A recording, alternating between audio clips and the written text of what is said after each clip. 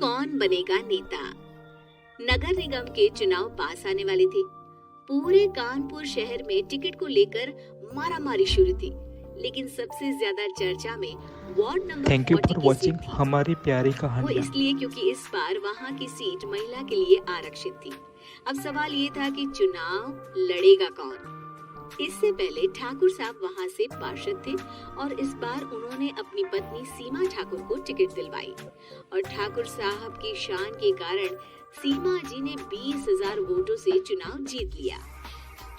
अरे बधाई हो सीमा भाभी, अब तो आप वार्ड की पार्षद बन गई हैं।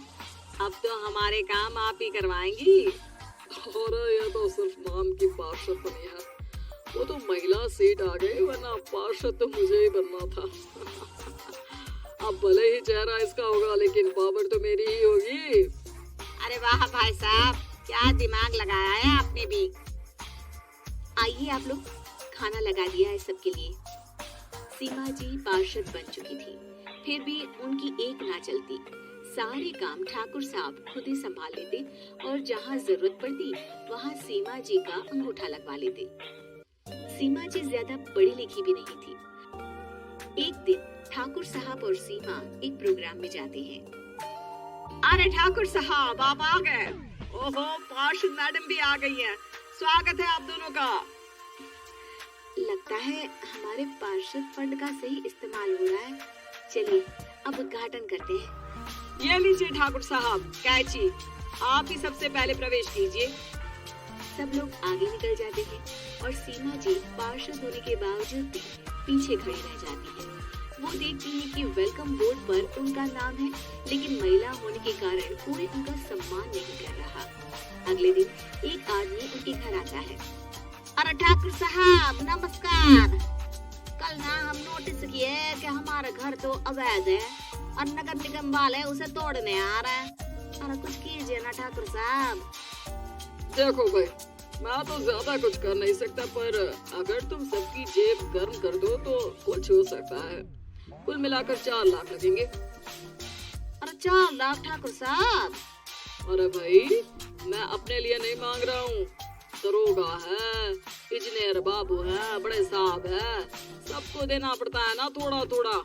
बोलो है मंजूर? तभी वहाँ अचानक सीमा जी आ जाती हैं। अरे ये आप क्या कर रहे हैं? पहले इन्हीं लोगों से तो आपने वोट मांगे, अब इनसे ही पैसे ले रहे हो। अरे चुप रहो तुम, तुम्हारा काम है सिर्फ अंगूठा लगाना, तुम वही किया करो। मुझे दूसरे काम तुम मत सिखाओ, समझी? और तुम ना जाओ, अब पैसे लेकर आओ, वरना जेसीबी किसी भी वक्त आती होगी। सब कुछ ऐसे ही चलते रहता है। एक दिन सीमा जी और ठाकुर साहब को एक लोकल मीटिंग में बुलाया जाता है। वहाँ पर कोई और अधिकारी लोग भी मौजूद रहते हैं। अब मैं चाहूंगा कि ठाकुर साहब हमारे बीच 2 शब्द कहें। मेरे प्यारे भाइयों और बहनों, आज मेरा सौभाग्य है कि मैं आप सबकी सेवा दिन रात कर पा रहा हूँ। आपने मेरी पत्नी को भारी मतों से जिताया है, इसलिए मैं आप सभी का शुक्रगुजार हूँ।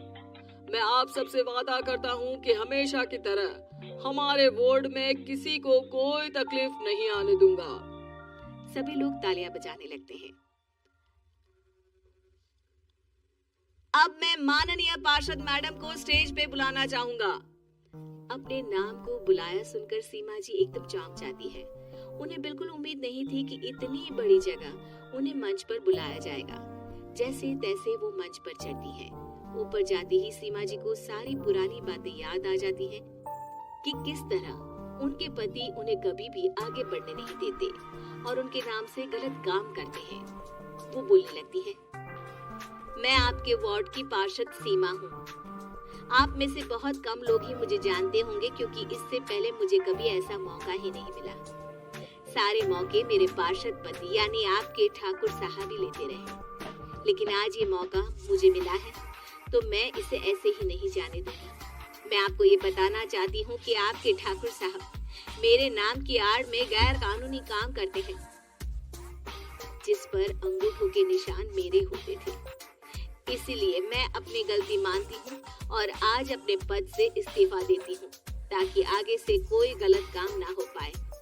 अब फैसला आप सबके हाथ में है कि आप हमें क्या सजा देना चाहते हैं। सीमा जी की बातें सुनकर ठाकुर साहब के चेहरे का रंग उड़ जाता है और वो शर्म से मुंह नीचा करके वहां से चले जाते हैं और पद से इस्तीफा देकर ही सही सीमा जी अपने आप में आत्मविश्वास महसूस करती हैं।